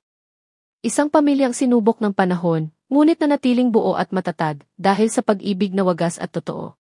Ang pintor sa kanto at ang dalagang may gintong puso ay patuloy na ipipinta ang kanilang kwento, puno ng pag-asa, pagmamahal, at mga bagong pangarap. Lumipas pa ang 10 taon. Si Emilio Vehí, OMM, ay isa ng binatilyong 14 na taong gulang. Mana sa ama ang hilig sa sining, partikular sa digital art at animation. Madalas siyang matagpuan sa community art center, nakikipag-collaborate sa ibang kabataan o kaya ay gumagawa ng sarili niyang mga proyekto. Bagamat lumaki sa yaman, nanatili siyang mapagkumbaba at may malasakit sa kapwa, mga aral na itinuro sa kanya ni Clara at Miguel. Si Esperanza, o Espe, ay 12 taong gulang na, isang dalagitang mahilig sa pagsusulat at pagkukwento. Ang kanyang mga mata ay laging mapanuri at ang kanyang isip ay laging puno ng mga ideya. Madalas niyang sinusundan si Clara sa foundation, nakikinig sa mga kwento ng mga benepisyaryo, na siyang nagiging inspirasyon niya sa kanyang mga sinusulat. Si Elia naman ay isa ng kinikilalang musical director at composer.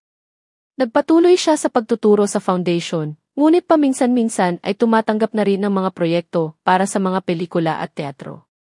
Ang kanyang pangarap na maging recording artist ay hindi na niya itinuloy, ngunit natagpuan niya ang kanyang katuparan sa paglikha ng musikang nagbibigay buhay sa ibang anyo ng sining. Mayroon na rin siyang matatag na karelasyon, si David, isang arkitekto na nakilala niya sa isang art exhibit. Ang De Silva Foundation at ang Community Arts Center ay patuloy na yumayabong. Naging modelo ito ng kung paano magagamit ang sining para sa pagbabago at pag-asa. Si Miguel at Clara, bagamat may edad na, ay nananatiling aktibo, nagsisilbing gabay at inspirasyon sa bagong henerasyon ng mga leader at artist ng foundation. Isang araw, may isang malaking anunsyo sa foundation, isang international art competition para sa mga kabataan na may temang kipag-asa sa gitna ng pagbabago. Ang mananalo ay magkakaroon ng pagkakataong mag-aral sa isang prestihiyosong art school sa Paris. Si MM ay labis na natuwa. Matagal na niyang pangarap na makapag-aral sa ibang bansa at mapalawak pa ang kanyang kaalaman sa animation. Ngunit kasabay ng kanyang tuwa ay ang kaba. Alam niyang malaki ang expectation sa kanya bilang anak ni Miguel de Silva. Dad, sa tingin mo po ba, kaya ko? Tanong ni MM kay Miguel isang gabi, habang tinitingnan nila ang mga lumang sketch ni Miguel noong nasa lansangan pa ito. Anak, ang tanong ay hindi kung kaya mo, kundi kung gaano mo kagusto, sagot ni Miguel. Ang talento, nandyan na. Ang sipag at determinasyon, nasa sayo yan. At huwag mong isipin ang pangalan ko. Gumawa ka ng sarili mong pangalan. Gamitin mo ang sining mo para ipahayag ang sarili mong boses. Ang mga salita ni Miguel ay nagbigay ng lakas ng loob kay MM. Nagpasa siya ng kanyang entry, isang maikling animated film tungkol sa isang batang lansangan na natagpuan ang pag-asa sa pamamagitan ng pagguhit sa mga pader ng syudad. Isang kwentong malapit sa puso ng kanilang pamilya. Samantala, si Espe naman ay may sariling pinagkakaabalahan. Palihim siyang nagsusulat ng isang nobela, isang fantasy adventure na may mga tauhang inspirasyon mula sa mga taong nakikilala niya sa foundation. Ang kanyang pangarap ay mailathala ito balang araw. Ngunit may isang lihim si Espe na hindi niya masabi sa kanyang mga magulang. Minsan, habang naghahalongkat siya ng mga lumang gamit sa bodega ng kanilang bahay, may natagpuan siyang isang lumang bowl. Sa loob nito ay mga sulat, mga litrato at isang diary. Diary ni Katrina. Binasa ni Espe ang diary. Nalaman niya ang buong kwento ni Katrina, ang mga pangarap nito, ang mga pagkakamali, ang pagsisisi, at ang muling pagbangon sa tulong ni Clara. May kung anong awa at pag-unawa ang naramdaman ni Espe para kay Katrina, na ngayon ay isa ng matalik na kaibigan ng kanyang ina at ninang pa niya. Isang araw, habang nag-uusap sina Espe at Katrina sa garden ng foundation, naglakas loob si Espe. Ninang Trina, nabasa ko po yung diary ninyo. Natigilan si Katrina. Aang alin, Espe? Yung tungkol po sa nakaraan ninyo. Kay Ninong Ricardo. Napabuntong hininga si Katrina. Akala ko na itapon ko na yun. Umupo siya sa tabi ni Espe. Huwag mo sanang isipin na masama akong tao, Espe. Nagkamali lang ako noon. Sobrang desperada. Naiintindihan ko po, Ninang. At humahanga po ako sa inyo. Kasi nagbago po kayo. Ngumiti si Katrina. Salamat kay mommy mo. Siya ang nagbigay sa akin ng pangalawang pagkakataon. Tumingin siya kay Espe. Alam mo, Espe, ang buhay ay parang nobela. May mga kabanatang masaya, may malungkot, may nakakakaba. Pero ang mahalaga, sa bawat kabanata, may natututunan tayo. At tayo ang may hawak ng panulat para sa mga susunod pang pahina. Ang mga salitang iyon ay tumatak sa isip ni Espe. Mas lalo siyang na-inspire na tapusin ang kanyang nobela. Dumating ang araw ng announcement ng mga nanalo sa art competition. Kinakabahan si MM. Ang buong pamilya de Silva, kasama si Elia at David, at si Katrina, ay naroon para suportahan siya. Nang tawagin ang pangalan ni MM bilang Grand Prize winner, hindi niya napigilan ang mapaluha. Niyakap niya ang kanyang mga magulang. Sabi ko sa'yo, anak, kaya mo, masayang sabi ni Miguel. Congratulations, MM. We're so proud of you, sabi ni Clara, ang puso'y puno ng saya. Ang pagkapanalo ni MM ay hindi lang tagumpay niya, kundi tagumpay ng buong pamilya at ng foundation na humubog sa kanya. Ito ay patunay na ang mga binhi ng sining at pag-asa na itinanim ni Miguel at Clara ay namumunga na sa bagong henerasyon. Ang pag-alis ni MM patungong Paris ay nagdulot ng halo-halong emosyon sa pamilya. May lungkot sa paglisan, ngunit may saya at excitement para sa bagong yugto ng kanyang buhay. Si Miguel at Clara, bagamat nalulungkot, ay masaya para sa pangarap ng anak. Madalas silang mag-video call, kinakamusta ang pag-aaral nito at ang buhay sa ibang bansa. Isang araw, habang naglilinis ng bodega si Clara, muli niyang nakita ang bowl na pinagkunan ni Espe ng diary ni Katrina. Sa ilalim ng mga lumang gamit, may natagpuan siyang isang pamilyar na bagay, isang maliit, kupas na sketch ng isang sampagita. Ang unang regalong bigay sa kanya ni Miguel noong nasa lansangan pa ito. Napangiti si Clara. Ang simpleng sketch na iyon ang naging simula ng lahat. Sa Paris, si MM ay hindi lang nag-aaral. Nagkaroon din siya ng pagkakataong makilala ang iba't ibang artist mula sa iba't ibang panig ng mundo. Isang araw, sa isang maliit na gallery sa Montmartre, may nakita siyang isang painting na pumukaw sa kanyang atensyon. Isang portrait ng isang babaeng Pilipina, may mapungay na mga mata at isang ngiting tila may itinatagong lungkot. May kung anong pamilyar sa estilo ng pagkakapinta. Excuse me, tanong ni MM sa may-ari ng gallery. Sino po ang pintor nito? Ah, yan ba? Sabi ng may-ari, isang matandang Pranses. Isang misteryosong pintor. Ilang ang pirma niya. Minsan lang siyang magpakita rito para mag-iwan ng kanyang mga obra. Pero napakagaling, hindi ba? Tinitigan ni MM ang pirma. Parang pirma ng kanyang ama. Ngunit impossible. Bakit magpipinta ang kanyang ama sa Paris nang hindi nila alam? Samantala, sa Pilipinas, si Espe ay abala sa huling yugto ng kanyang nobela. Nagpapatulong siya kay Lia sa ilang bahagi na may kinalaman sa musika. Si Lia naman ay masayang-masaya dahil si David ay nag-propose na sa kanya. Malapit na ang kanilang kasal. Isang araw, habang nasa Community Art Center si Espe, may lumapit sa kanyang isang matandang lalaki. Payat ito, may balbas na puti at may dalang isang lumang sketchpad. Excuse me, Hija, sabi ng matanda. Ito ba ang De Silva Foundation? Opo. Ako po si Esperanza De Silva. Ano po ang maitutulong ko sa inyo? Umiti ang matanda. Ako si Mang Lando. Isa akong dating pintor. Narinig ko ang tungkol sa inyong foundation. Gusto ko sanang mag-donate ng aking mga lumang gamit sa pagpinta. Baka may makinabang pa. Naku, salamat po, sabi ni Espe. Halika po, ipakita ko sa inyo ang aming gallery. Habang naglilibot sila, napansin ni Espe ang paraan ng pagtingin ni Mang Lando sa mga painting. May lungkot at pangulila sa kanyang mga mata. Nang makita niya ang isang portrait ni Clara na ipininta ni Miguel noong mga unang taon nila, natigilan si Mang Lando. Kilala ko ang babaeng yan, mahinang sabi ni Mang Lando. Talaga po? Siya po si Mommy Clara ko. Tumingin si Mang Lando kay Espe, ang mga matain ng lalaki. Mommy mo? Ibig sabihin anak ka ni Miguel De Silva?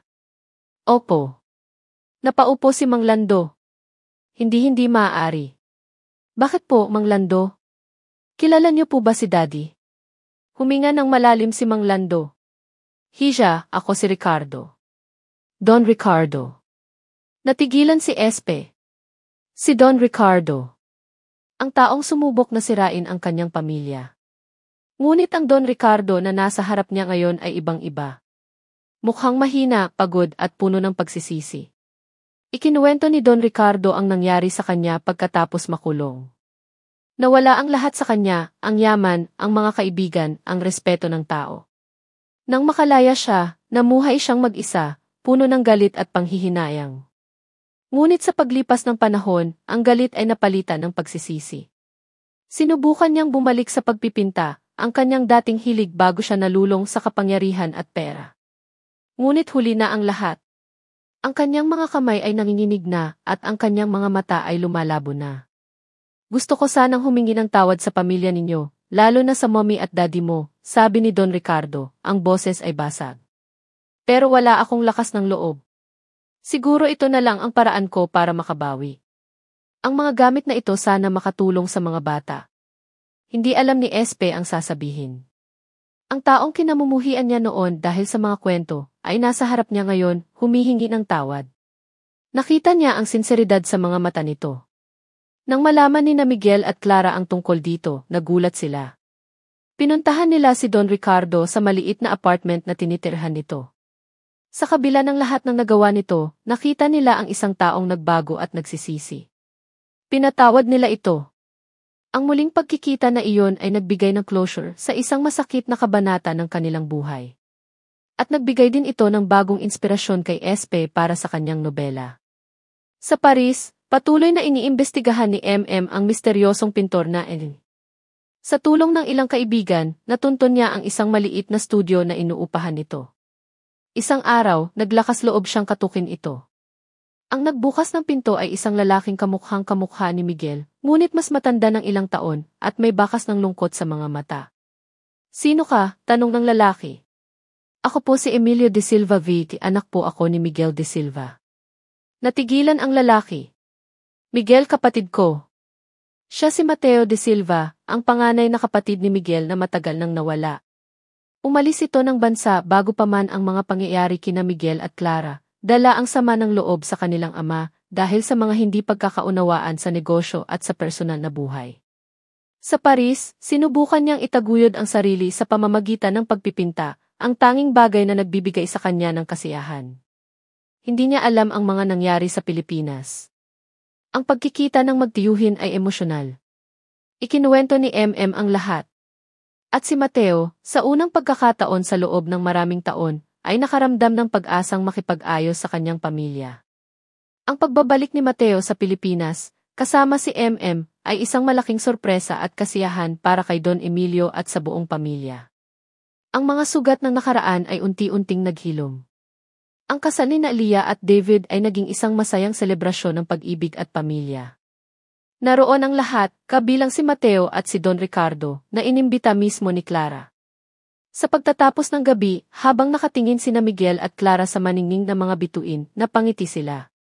Ang kanilang buhay ay isang obra maestra na puno ng iba't ibang kulay, may masasaya, may malulungkot, may mapusyaw, may matingkad. Ngunit sa bawat stroke ng pinsel ng tadhana, nananatili ang isang bagay, ang pag-ibig na nagbigay buhay sa lahat. Ang pag-ibig ng pintor sa kanto at ng dalagang may gintong puso, na ngayon ay patuloy na namumunga sa mga bagong henerasyon, dala ang mga binhi ng pag-asa at walang hanggang pagmamahal.